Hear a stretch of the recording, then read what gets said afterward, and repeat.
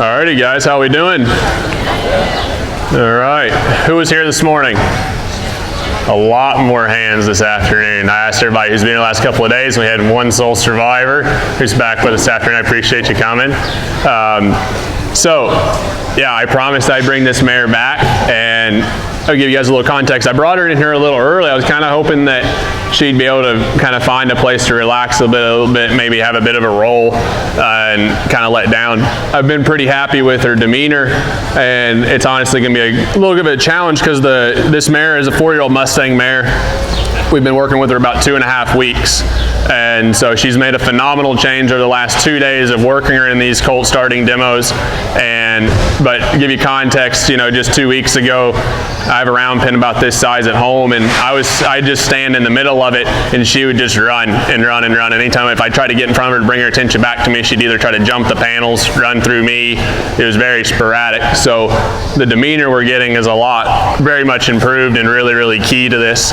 But she's a part of the Extreme Mustang Makeover competition, and my partner for that, where we've got about 120 days to get her from totally untouched to as trained as possible, and then to go compete. And these horses, when they get to that competition, they're not just generally broke. They're not just like walk, trot, canter, where they might stop. Like, they're finessed. And that means that we put a lot of time into these horses. The last time I did it was 2019, and that particular horse, and I had that horse 107 days.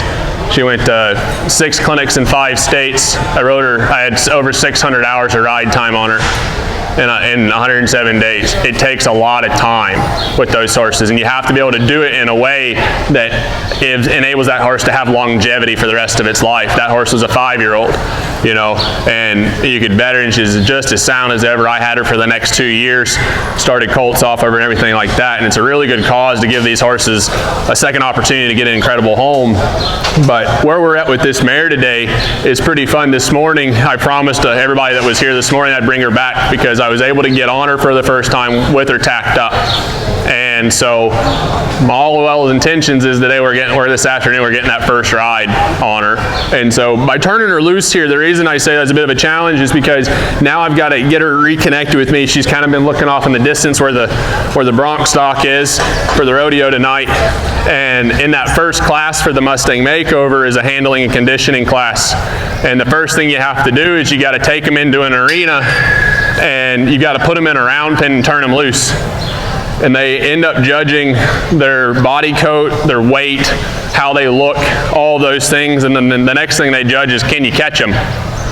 Because at the end of the competition, they end up auctioning these horses off, and they want to know that whoever buys these horses, they can get them caught. Right, pretty functional. The rest of that class is leading them, trotting them in hand, picking all 4 feet up and loading them into the ricketiest stock trailer they can possibly find, as like usually no mats. It's dark like a dungeon, and so you got to make sure your horse is really well broke to load into its trailer. So right now you guys see she was in here and I had to go catch her. That's pretty good, because the first day we were here on Thursday, it took me a few minutes to get her caught because she was darting around and she was very much influenced by everything going on in here. So this is not where I want it to be. By the competition, I kind of want her to stay at the gate, wait at the gate, and kind of wait for me there. And I've had that happen the last 2 years. I've done that competition, and normally they tell you to step back and step back, and they try to get that horse to disconnect from you so that then you can go in and try to catch it. But if you can build enough of a relationship with them, usually they stay pretty hooked on in that moment, because in that arena they're not super familiar with where they're at. Well, you're all right. So she's a 4-year-old mare from Nevada, and we're going to go back through our groundwork. I'm going to just kind of move her feet here a little bit, and then work on getting on her bareback, getting her saddled up, move her around, and then we're going to see where we're at. But what you guys are going to see is that the groundwork that I'm going through, asking the shoulders to yield over, asking her to kind of maintain as she travels around this circle, looking for her nose and her inside front foot to follow itself around, looking for a nice inside bend, because later on we want to carry bend through the body so that we can access the diaphragm to help that horse relax, to engage them from the hindquarters so that we can maximize, you know, the roundness in the back, the reaching through the shoulders, overall athleticism. So all the groundwork I take her through is to help develop her mentally, physically, and emotionally. But it's also very practical to where I can take these exact exercises and implement them to develop her education when I get on her back. It's not just groundwork to do groundwork. Like I don't mindlessly lunge horses just to get energy out. You know, horses, if you're working with them and they're getting more fit, they should be getting smarter too, right? You should really be developing the mind and the body together. Now that doesn't mean that you might, what was that? That you might go and work on the physical elements in a ride more than the mental elements, but that means your horse is at a point in their education where they really can understand what they're up to and they can maintain focus on doing something for a repetitive period of time, which is a mental skill, so that you can develop the body as well. And so a lot of what you'll see me do with this horse, I'll make a physical adjustment. So you'll see she's going around here, and then there she looks to the outside. I'll take this inside rein, pick up, and then my body in this lead rope going towards her barrel is just like adding a little inside leg. Can I ask her to move over? And it's bringing the mind back and making an adjustment in the body so the mind understands like, oh, okay, when I look to the outside, my shoulders and my ribs fell to the inside. So I use this inside rein to change the shape of her body. And this is understanding how horses, understand the psychology of horses, understanding what influences them, and having a horse that willingly will yield off. Right there I asked her to move her shoulders a little bit more and she got faster. So if that's the case, like right there, I'm going to ask her to step over. I want my horse to kind of not just be reactive. You know, speed could be a flight or flight, or it could be part of the flight instinct, which this mare has quite a bit of. But I want her to be a little more thoughtful about where she's putting her feet. So working, just starting the beginnings of that turn on the haunches, but in more conceptual basis of just saying, hey, will you move your shoulders over? Now get faster. There. Now let's move forward. Giving this horse responsibility for her job. You know, I need her to stay connected with me, so if she gets worried, I can coach her through it.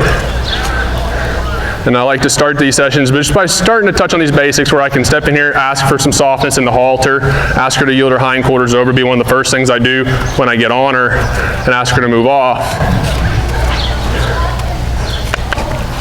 Then also be able to take this lead rope and ask her to step back. All right. Send her off this way. This is me extending my left hand here, is like opening my right rein. If she doesn't follow that, then I can put my left leg on. Won't do that on the first ride, but I'm starting to prepare that for her understanding. Working on a little bit of a leg yield or shoulder yield, whatever you'd like to call it. Take this halter here. See if I can get softness in her head and neck while her feet are moving. That's kind of important because when I'm riding her feet are going to be moving. And I need to know that I can ask her to then, I'm using the base of my hand here just to ask her, just like my leg would, to move over. And I'm really checking at where her mind is at. Is she tight and tense when I bump her? Does she brace into it? Does she lean? Does she try to kick at my hand? Or does she stay nice and soft mentally and physically and go, okay, I'm going to try to figure out what that means. All right. So I'm going to step over here. I'm going to go ahead and bounce around on her. Mentioned this morning, see how her feet are standing. I'm stepping on from the left side. I want my horse to be prepared with her body. So there I ask her just to take a bit of a step back. That way she has her inside front foot a little more forward and it maintains some balance. You'll be able to see later when I have the saddle on, if I pull her towards me, she'll be able to kind of get more stable.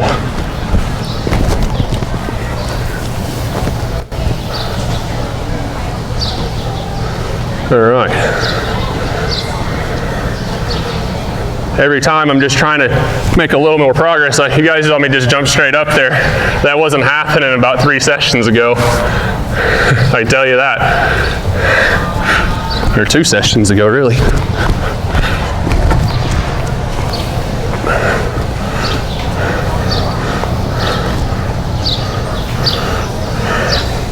Getting on her bareback. A lot of times I'll do this. I mean, I don't do this with all my colts because what we do at home, we start a lot of young horses. That's really what we're known for. Starting a lot of young horses under saddle, working with troubled horses that have been, you know, kind of facilitated behaviors where they have learned how to do some things we'd rather not, like buck people off, rear and spin and run off, flip over. all sorts of stuff that is pretty dangerous. But we go through these foundations, we go through the same steps. Like when those horses come in, one of the most frequent asked questions I get from the people that are sending the horses that have trouble is, has he done it with you yet? It's like, nope. Because I start from the beginning and I go back through. The idea of a solid foundation is that at some point, if he checks the boxes in his education, he goes, I can do that, I can do that, I can do that. It's like, good, man. Now what about this? And he goes, no, I don't know about that. I was like, well, there's a hole. We got to fix that. We got to give you some understanding in that.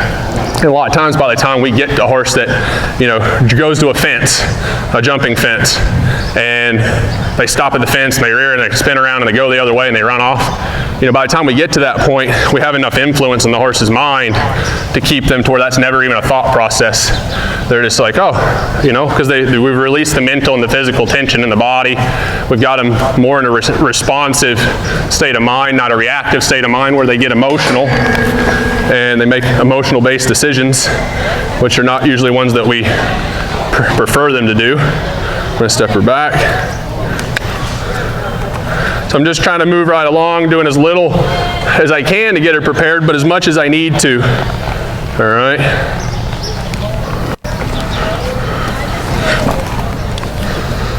Drop these cinches. All right.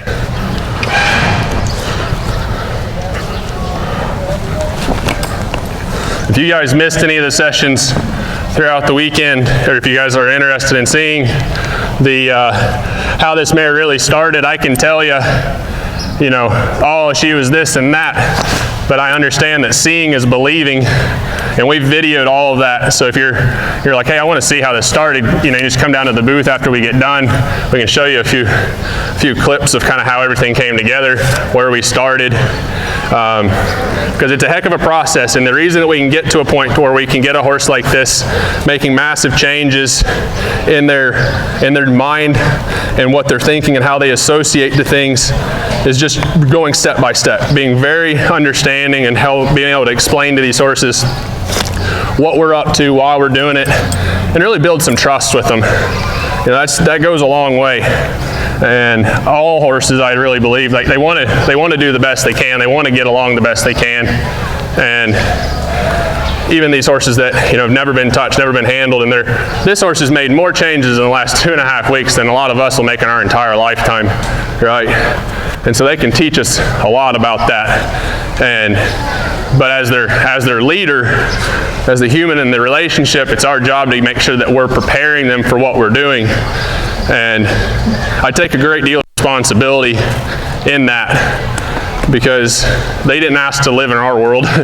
We brought them into it, particularly like these wild horses, but any of them really. You know, if your horse is bad for the farrier, it's your responsibility to get that horse good for the farrier. Otherwise, every farrier in the county will get the reputation they don't want to touch your horse, they don't want to mess with your horse, and that only messes with your horse's ability to have a successful life. Makes your life really difficult. So, you know, I'm fortunate to work with some really good vets and farriers as part of our team. And I always tell my clients, when you send me a horse, even if you send me your horse and they need to be done, right? This horse has never been shod yet, so she technically needs to be done. But I'm not going to have my farrier get underneath her until she's ready, right? Because that gives her the best experience possible, and it keeps my farrier safe, because just like a horse trainer, just like any of y'all, if we get hurt, it keeps us from being able to work. So it's not right. And then your horse, your farrier, your vet, they're not horse trainers. You know, they're not there to train your horse. As the owner, it's your responsibility to make sure your horse is ready. And, you know, if you're paying somebody to train them, then making sure that your trainer's doing what they need to do to get that horse ready for whatever it is you need your horse to be able to do. You know, if you're the one working with your horse, you need to make sure you're doing the things that you need to do to get your horse ready for whatever you're asking them to do. And so I really do believe that, you know, as owners, we're the best ones to really be training our horses, because we're the ones working with them. What's up, chick? All right. And it gives us a really good opportunity to learn from these horses. They can teach us a lot about horses. They can teach us a lot about ourselves. So, all right. Just let her move around here. You see how, this morning I mentioned that we're gonna be looking at the physical elements of the horse, so we can just take a minute to watch her go around, where she's pretty quick. She's got a nice extended trot, and kind of like that kid headed down the aisleway there, and right, kind of getting after it, moving on, and she's got a fair bit of energy, and a lot of that, we have to look at where that's coming from. Why is she moving the way she's moving? Well, my interpretation of that is she's got a little concern, a little bit of anxiety, so it's more of a flight, like she's like, I gotta feel like I gotta go somewhere. But just over here, about 2 laps ago, she started to lick and chew a little bit. Her eyes are starting to blink deeper, particularly right here. Right there was some really big blinks. Those are signs of relaxation. And in order for her to be more and more comfortable wearing this saddle, and she needs to be able to become comfortable at the pace she's chosen. I didn't ask her to trot off, I just asked her to go to the right. So I'm gonna ask her to keep going to the right. That's the only thing I asked her to do. And I'm going to practice changing eyes here. Just waiting, letting her work that out. Here, all right. So that, you see how that was a little bit of a spot for her where I was going to end up right behind her, and she's like, I'm not so sure about that. And she's carrying some tension in her diaphragm. She's not breathing, right? When we get scared, just like we do, a lot of times when you get a little concerned, you're like, breathe, take a deep breath. Right now she's not breathing fully, so she's moving a little more erratically. She's moving with a little more energy in her step, and it's the physical manifestation of the inward experience. And as I develop this horse's education, I need to be able to ask her to bring her energy up, but also to be able to bring it back down, right, intentionally, so I can expose her to more and more stimulus, and she can go, I can handle that amount of pressure because I'm a trail rider. I'm going to take her into show her, and there's stresses, there's pressure that comes with that. And when that happens, the horse has to be able to handle their emotions. And that means that we have to be able to handle our emotions. We have to be able to set the stage as the horse's leader to say, hey, when I see that she gets nice and concerned, hopefully you can hear like the tone in my voice that's, it's not influenced by how she feels. How she feels does influence what I'm going to do to help her. But I want her to start to relax while she's moving. You know, so we talked about, yes, this is going to get this horse way more fit. She's going to start burning some calories. She's going to start building some muscle. But, nice little change of lead. But it's not to get this horse tired. I'm wanting her to get a little more comfortable going around like this because I'm going to be on her back hopefully in a few minutes. And if she's moving around without me on her back with a little bit of trouble, so right here, she just took a big deep breath when she stopped. Now I'm going to take that as like, okay, she's willing to relax as she comes back down to a stop with me. But what I really want to build on is her relaxing in each thing. And what each thing is each gait as she's moving. You know, if your horse goes to trot off, and a lot of people go, I don't want to canter my horse. Well, because your horse gets tight, they get a little concerned when you go to canter them or you go to trot them, and then they take off into the canter, and it's like, hey, we need to work with that horse and break things down for that horse to where they can get comfortable with themselves. This side, she's a little slower, a little more methodical. I don't mind that she drops in here right this second, because if I add pressure, she's just going to get fast. I don't have enough influence over her feet to really send her back out to the round pen. I might be able to step towards you guys and shorten the distance between her and I, but I couldn't drive her with this flag yet.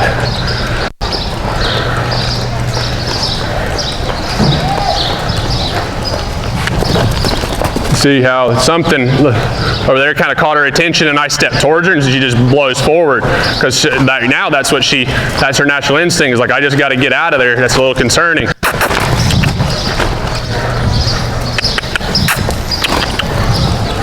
So what I'm going to be doing is I'm going to be intentional. She wants to rest on this side of the round pen because that's where her stall is at. So I'll be drawing on her on this side. I'm just going to ask her to keep going. She's just holding just enough tension. There's a decent amount of activity in the bleachers, and so I'm not worried about that. I'm not going to ask anybody to quit doing what they're doing. I'm going to just say, hey, use it as an opportunity to say, hey, on this side where it's a little more tough for you to relax, I'm going to ask you to come down there and relax on the side where it's a little more difficult. I have draw to this side. I have a better chance that when she comes off this fence, she wants to come over here because the stalls are over there. So I've got draw in that way, but I want to let her rest on this side. because she already naturally wants to rest on this side of the round pen. So any horse that's buddy sour or barn sour, right? They want to go to their buddies, they want to go to their barn. This is the same thing. It's all a mental philosophy on how horses think about things. She's wanting to go to the barn. She's wanting to go to the stalls. So I have to be very intentional about where I let her work and where I let her rest. So when I ask her for an upward transition, it's going to be on this side of the round pen. When I ask her for a downward, it's going to be on this side of the round pen. So I start to even this out. What do you think?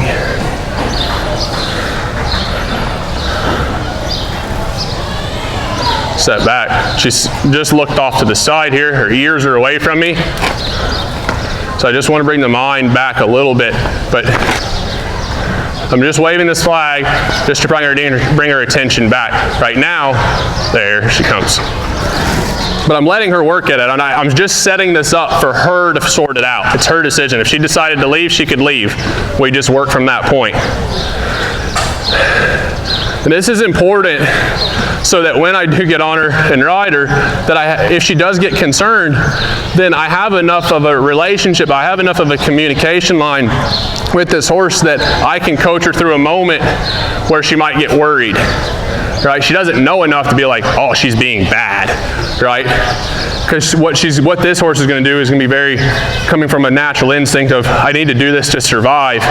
And I'm just here to say, hey, I get that you have that instinct very, very well tuned in. But it's not a survival. You don't need that frame of mind in the environment in which we're working. And so I have to be able to influence this horse pretty deeply to get past her natural instincts. Quick note, Gary Lane is getting ready to start in Arena B. Gary Lane in Arena B. So we look at this disposition now, where the way she departed into that trot was way more relaxed, way softer in the way she's moving. And this side to the left has been usually the side where she carries more tension because she is more concerned about the things on the right side. And on this way, she has a hard time seeing those if she's looking around this circle. See there, she got a little tight there for a second.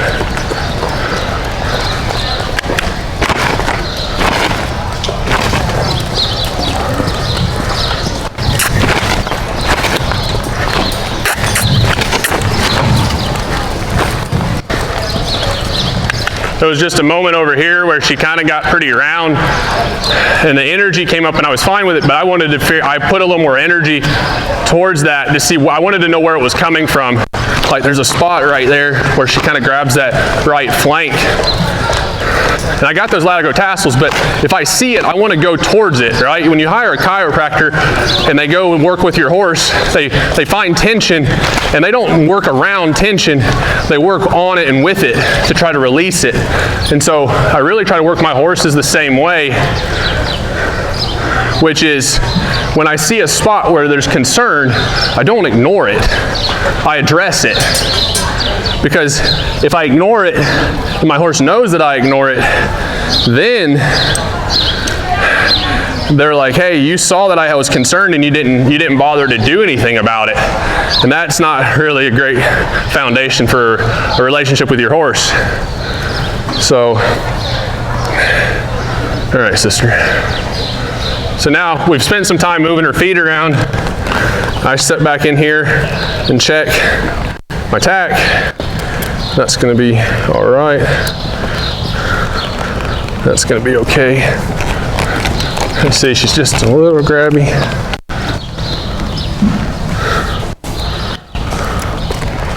Go check that. Yeah, we're going to tighten that up. These back cinches, I'm not tightening it like as much as I have the front, but it does need to be snug. And she's going to get a little sweaty. You guys can't feel it. A bunch of us in the back that have been doing presentations this week and been talking, it's a lot hotter in these arenas because there's no fans overhead. And so, so she'll get a little sweaty in here along with me. And I want to make sure that saddle's nice and snug. And that back cinch, if I tighten that up, most quality saddles that are rigged for a back cinch, then it helps keep that saddle nice and flush against that horse's back versus it bouncing up and down on their back a lot. And so you want to make sure your horse is pretty confident with having that back cinch there. So just let her move around a little bit, let her feel that. And for the first time this morning, she did come unglued. She had a bit of a bronc around this morning, which was the real first time she's kind of had that experience. So, well, that was close. Oh boy. So she got a little tight there because I caught her off guard by grabbing that rope. And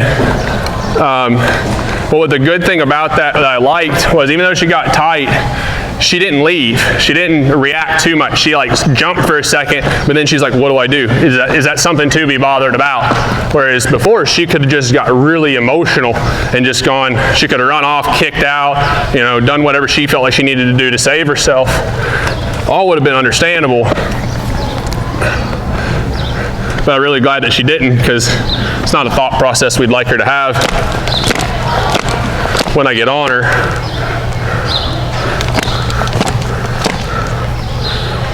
Take her for a walk.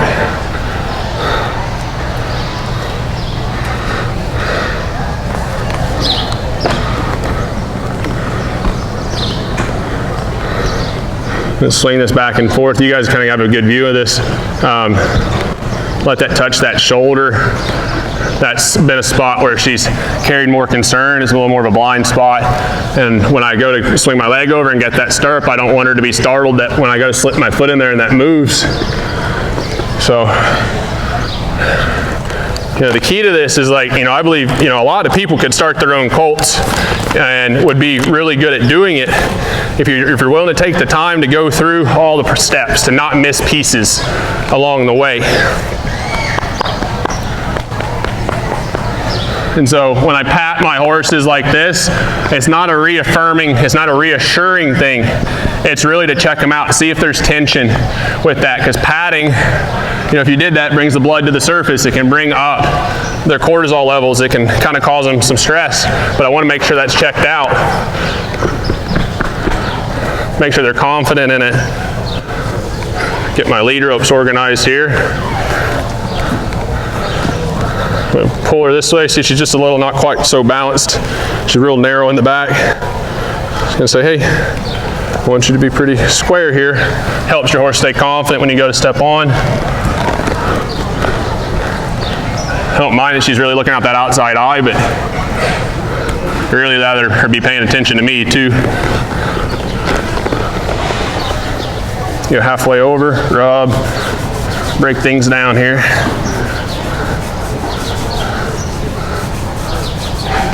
Step down.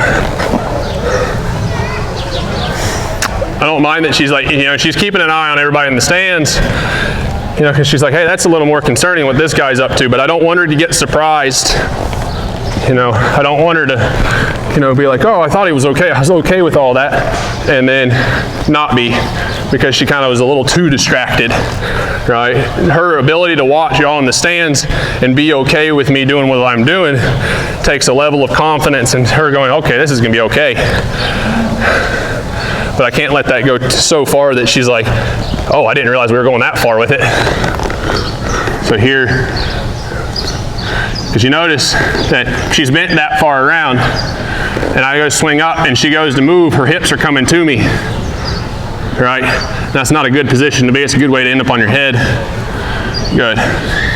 So when I take this rein, if I had a snaffle in her mouth later, if I had a Bozell or a Hackamore and a halter right now, if I have all that on there, then when I have all that on there, first thing is to help her focus, to help her relax. Get up here and kind of move around. You don't want to get too still. They start to wonder where you went. Then you go to move and they get tight.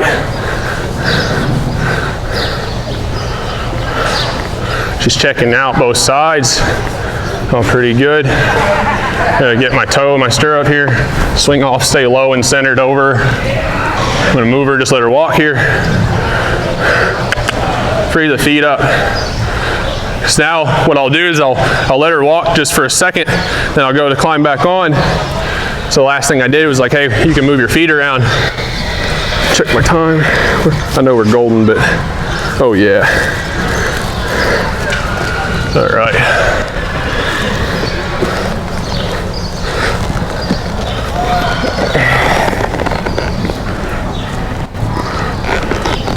So yeah, she's got both ears forward there and she's looking at the people coming in the door. I don't mind if I take this lead rope, wait for that inside ear to come back. All right, I'm just mentally checking in. Say, hey, I know she's still with me, but I just don't want her mind to go too far because I don't want to climb up here and startle her. I also want to kind of get her on her like she's grandma's horse, because by the time I get done with her, hopefully somebody's grandma can ride her. I know they will be. All right.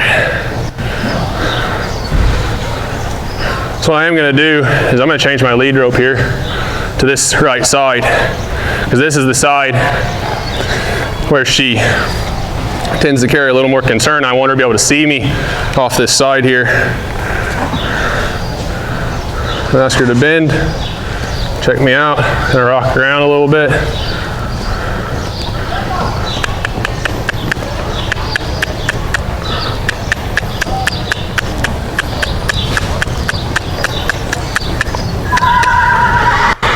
Ooh. Just get the feet loose. She's like, that was a little different. Provide direction. Just my inside leg here as much as I can.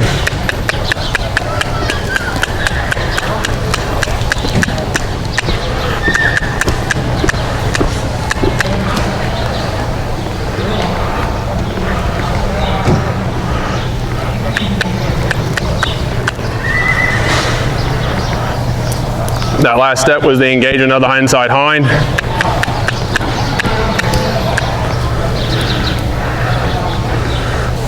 So when I teach my horses to lead,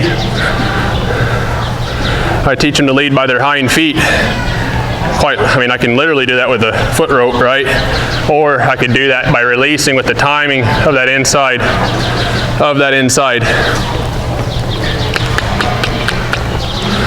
hind foot. So then here, when I get on her, I keep that theory the same. I'm waiting for that inside hind to step up underneath.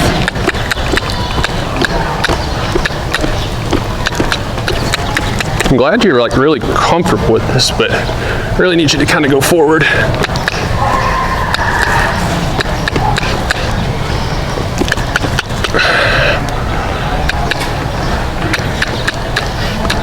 We're gonna do it this way. I'll be honest, horses that kind of go backwards and you get on them is not my favorite. There we go. This side we got a little more freedom.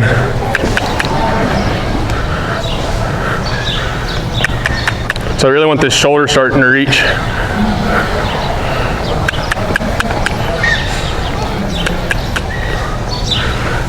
I'm not really too concerned about steering on the first ride, but I just kind of want to know that I could get her hindquarters if I needed to. And once I feel like she kind of loosens up mentally a little bit, then I can kind of say, all right, let's just go for a bit of a road trip. But that one rein stop and getting those hindquarters can be your best friend on these initial rides. Because they're just going to hold and wait. There's the inside hind. Can be your best friend on these first rides because, you know, we're kind of here to kind of give them some good experiences. There. All right. Pretty good chick. This horse has been pretty reactive on the initial experiences of things, but then she's also, like, once she kind of gets comfy with it, she's holding a little tension on this inside hip. Now we're going somewhere. May not look like much, but it's a big deal, right?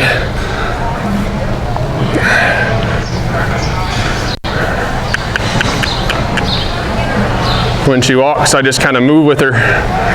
Let her just know I'm here. Good. Good. You know, I don't, like my first rides when my assistant at Hannah is with my wife in the back there videoing, and we put first rides on them. They're usually, a lot of times they can be kind of boring, and that's just the way we like them to be, because it means that we've done our prep work.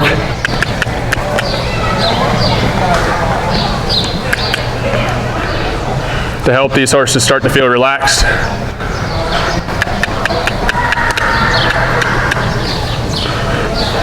Already I'm thinking about any dressage riders here. Maybe. Well, anybody that's ranch riding too. You know, you need to have a good free walk. You need to have a nice free working walk. And so even here, when I feel that she starts to slow down a little bit and kind of get to this creepy little walk, which for her, like I have to take, there we go. Then I've got to just ask her, hey, can you give me a little bit more? Can you give me a little bit more? Not to get greedy, but just so that we maintain her understanding that, hey, we gotta have a nice movement to our body, a nice freedom in our body.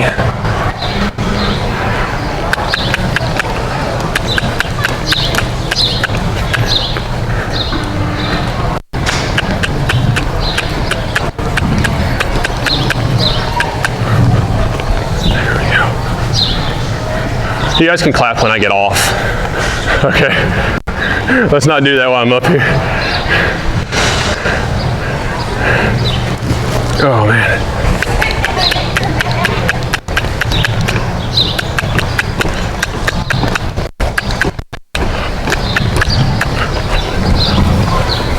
She's like, wait, there's more weight up there.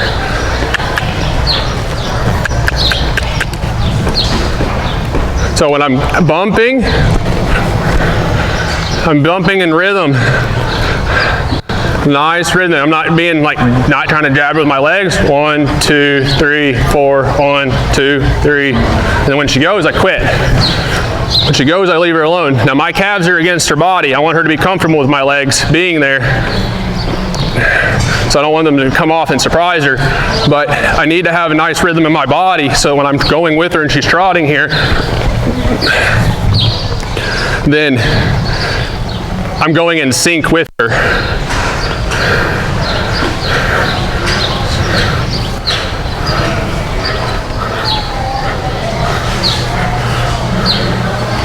Try to go the other way.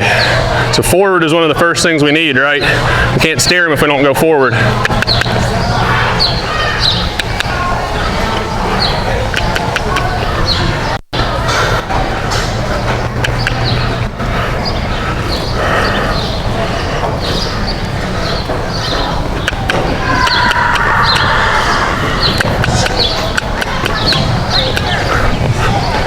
A little tighter on this side.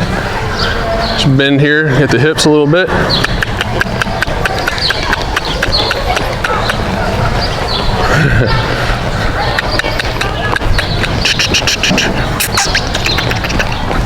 Ooh boy, you're okay. See what you got me with that outside leg.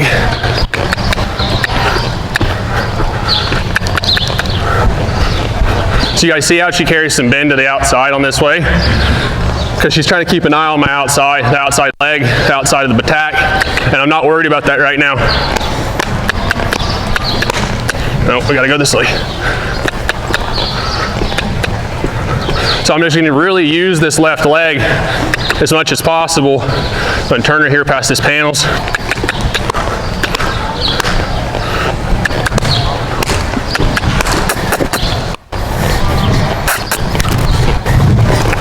Woo boy. We are not jumpers. Not today at least. Keep your shoulders back. Just have fun. These first rides are really fun. You know what's really cool about these first rides? They're really special to me because you can only do one of them, right? You can only have one first ride, really lay a good impression on these horses. There, she's licking and chewing while we're trotting. That's a pretty big deal to me. It means a lot. Big deep breath. Yeah, another cowboy hat, huh? How about the one that's on top of you?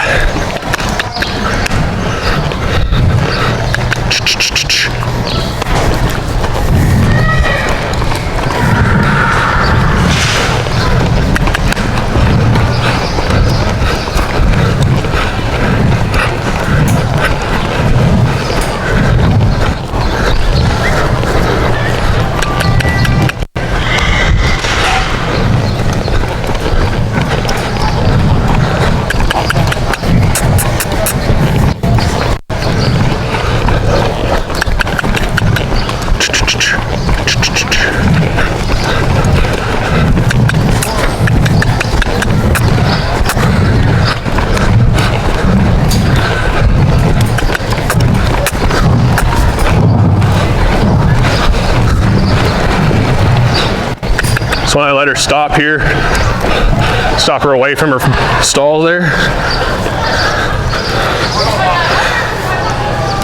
Going on my one-rein stop, so I'm just bending her and waiting for her feet to find a place to relax. Wait for the softness. There, mine comes through.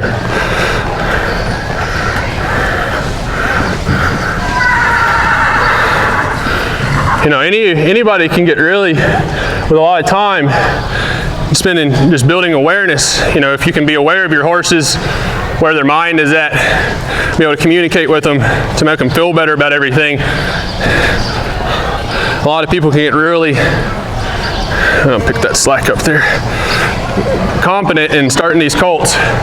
You know, it takes time, but I've been telling folks this morning that it wasn't but just 11 years ago that I couldn't tell a mare from a gelding. All right? And I've been drinking from a fire hose because I found something I love to do, which started with helping horses, started helping with rescue horses, getting them an education that would keep them out of bad situations so that people would adopt them and give them forever good homes. And then as my journey has kind of kept going on, it's gotten into really helping people with their horses, because I understand that I can only ride so many horses a day and I can only help so many horses a day. But if I can help more people, then more people can go help their horses and they can help their friends.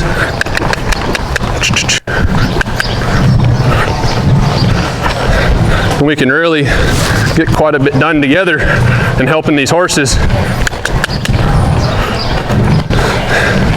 And so that's been a real passion of mine, is helping people and their horses together so these horses can be happier. Us as people can have a better horse experience, and then our horses can have a better human experience. And I see she's starting to stretch down a little bit.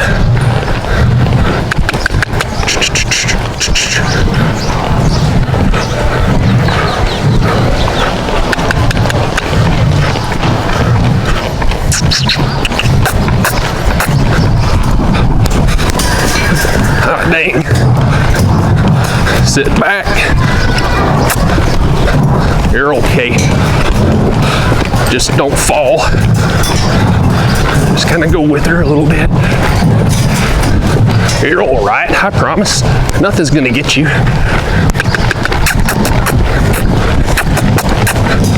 Yeah, there's a better lope, huh?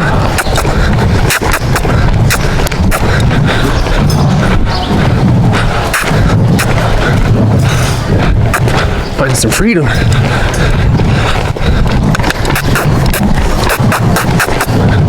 Atta girl.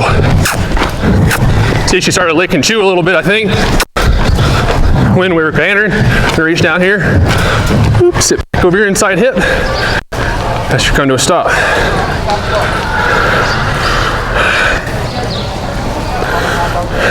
So I'm just waiting for the feet. The feet are moving, which means the mind is running, right? Kind of like a hamster on a wheel. It means her emotions are up, naturally so. She goes, pull her head to the left, I open my hand wide. Open my hand wide and was waiting.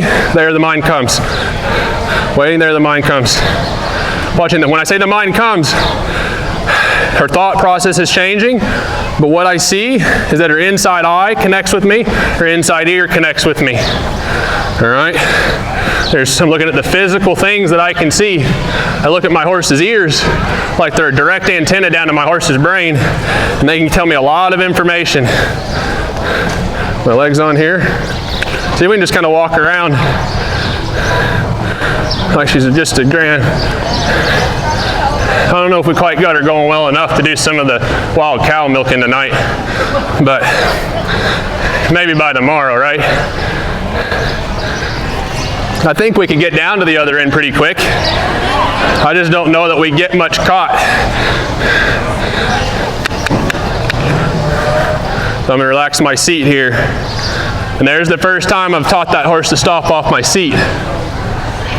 All right? It's not voodoo, but I'm waiting for that horse's mind.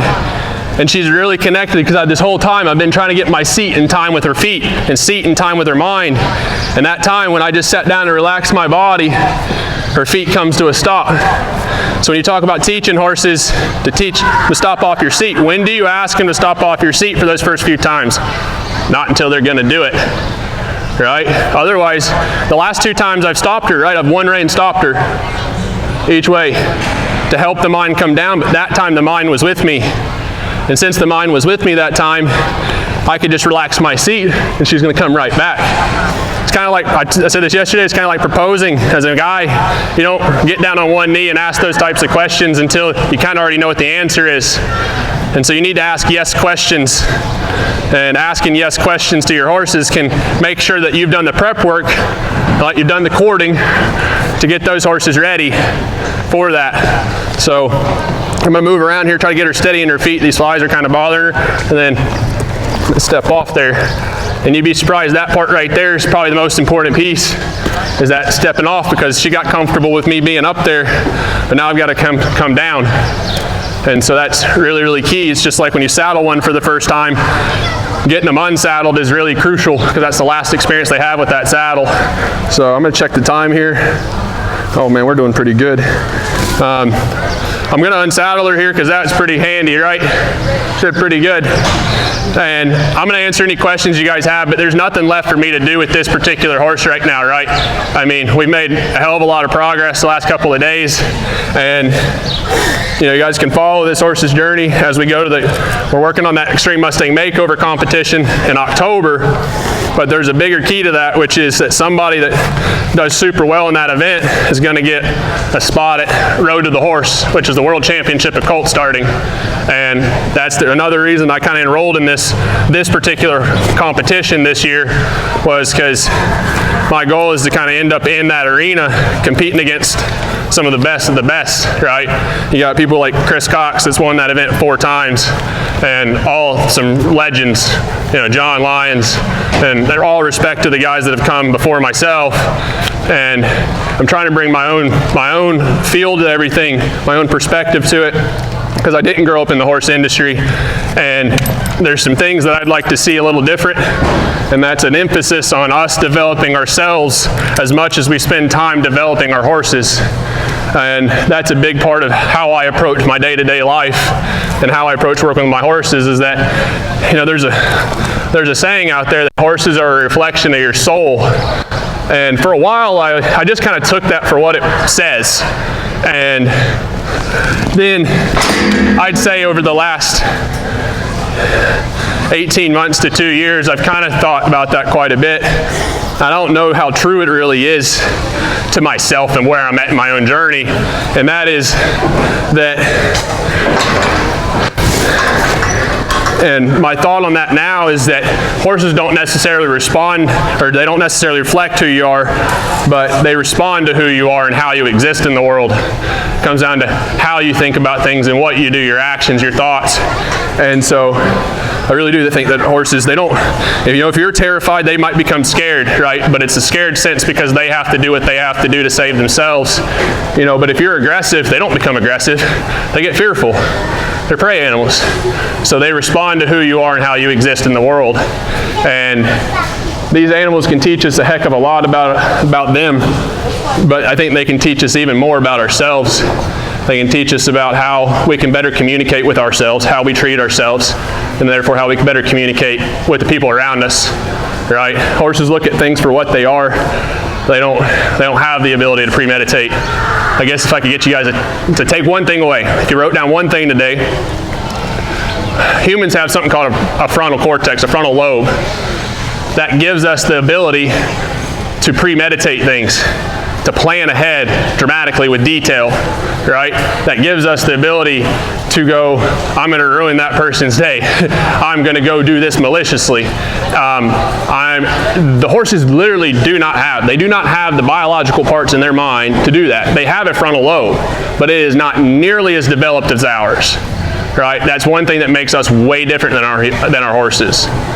All right, so we're the ones that can premeditate things and get pretty nasty, right? We can hold grudges. Horses just do what's easiest for them, right? They do what the easiest thing, they do what they think they need to do, you know, and it's a big thing. You guys are gonna laugh at this one, but one of my principles is don't take anything personally, all right? And that goes a long way. Don't take anything personally, right? Because for horses, it is what it is, right? when I'm riding this horse around, when she got scared, you know, whether it was something I did or whatever, you know, she's just like, I got scared and I got to do what I got to do. She could have put me in the dirt. You know, the way she bucked this morning, I was like, oh, I'll be danged, right? I'm glad I wasn't sitting on that one, right? But it wasn't because she was just trying, it wasn't because she was trying to get me off, right? It was she was trying to save herself. She was doing what she felt like she had to do in that moment. And if we want to be safe, we have to go through the steps. We got to take it step by step by step to prepare our horses, to prepare ourselves to be in a situation we can better help them, you know. And so helping people live happier, healthier lives is a big piece of what I'm after, you know, to better our communication with our horses. Because I understand us horse people are a special breed, right? We're a little different. We'll pay for chiropractors for the horses. We'll buy them the best alfalfa hay. We'll pay for premium grain. We'll buy supplements. But how many of y'all are feeding yourselves like that? How many of y'all are making sure that you're getting exercise 5-6 days a week? How many times are y'all making sure that you got, you know, access and you're plenty of hydrating, you've got electrolytes after you get done working hard all day? How many of y'all make sure that you're taking, you know, you're getting baths and you're taking care of yourself like on an extensive level of hygiene, right? Like, no, I don't do it nearly enough, right? But I'll write the check any day of the week for a feral horse that I've had for 2.5 weeks, right? That had a name as of like 4 days ago, right? All right? So we're willing to do those things for our horses, but we have to realize that we have to be willing to do them for ourselves too, because if we don't do those things for ourselves, we're not able to serve our horses the best we can, because we're not the best us that we can be. You're not the best you that you can be if you're not fulfilling your basic needs, right? You're not taking care of yourself physically, mentally, emotionally, spiritually. If you're not in a good place in those areas and you know it, you know where you need to start. You know where you need to start. With our horses, we're working with them from where they're at. Every time I come out here, they want to see a Colt starting demo. I don't have an agenda. I've got a horse that's going to show me what the agenda is. And then from there, I get to show you guys, then I get to walk you through the process of which I'm going through. You guys might tell I'm a little detail oriented. I take it piece by piece. There's a lot to this. It's very simple. All this is very simple. It's not easy, but it's simple. I think that's kind of life in general, right? But we can kind of make it more complicated than it needs to be, but circles us back to is what it is. Things aren't personal. And these guys can teach us a lot. I mean, everything I think I just said, I had great parents. I have great parents. Got an amazing wife that's back there videoing, and great assistant that's, well, she's disappeared. I don't know where she ran off to, but she's awesome. She's probably doing something to help me out, to be honest. But these horses have done the most for me, I think. You know, they've really helped me become the best that I can be, and it's just the beginning of this journey, right? I'm trying to bring you guys, I expressed to you like my interest in being at Road to the Horse because I want to bring you along that journey with me. I want you guys to be able to go, I saw that guy in Indiana in Cloverdale starting that Mustang, and then in the next 4 months, hopefully, I've done enough preparations and I pull it off in the arena and I'm able to win it, right? And then you go, that's how that guy got that. He earned his way. I don't want just to get into Road to the Horse. I want to earn my way into Road to the Horse. And I want to earn my way from that wild card into the championship and then earn the world title, right? And I think it's just a mindset. But I really appreciate you guys spending this evening with us. I know we're all excited for the rodeo coming up. I'm going to put this filly up, and then we're going to go down the booth. You guys have any questions? Yes, ma'am. Are you on Facebook so we can follow you? I love that question. Thank you so much for asking. My wife's really happy you asked that question. Right? Okay, so I do all my own social media. All right. My wife helps me with the website and all that good stuff. But our website, our Instagram, our Facebook. I do have TikTok for the people that are on TikTok, but I'm not as active as I should be. And we have a YouTube channel as well, and it's all Colton Woods Horsemanship. Okay. Colton Woods Horsemanship, C-O-L-T-O-N. So it's kind of funny. Here's a little side note for you. So my name's Colton. It's C-O-L-T-O-N. It's C-O-L-T. Right, Colt. My wife's name's Meredith. It's M-A-R-E-D-I-T-H. So my family gets a hell of a kick when we got Colt and Mare. And so that's a little, somehow, you know, it had to be meant to be. It's kind of a strange quinky-dink there. But all the social media is at Colton Woods Horsemanship. And I stay pretty active. We have a public Facebook group for everybody. And then anyone that is looking for more extensive education, if you liked what you heard, you know, we came here just to try to help people in their horses. My wife and I have spent the last 18 months building an online resource. It's all mobile friendly, and it's everything I've taught here and so much more, okay? And we teach clinics, I train horses for the public, but again, if I can help you with your horses, if you ask me, you're like, I want to ride in a clinic with you, the first thing I'm going to tell you is the best thing you can do to get the most out of your clinic is to join that video library.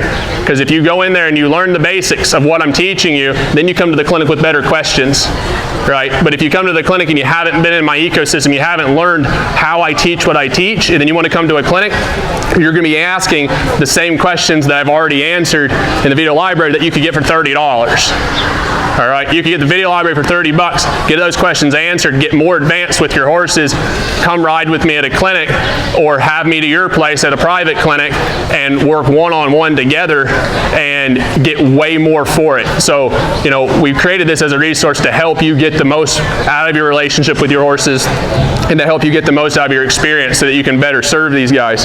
So, is there any other questions? All right, guys, thank you so much.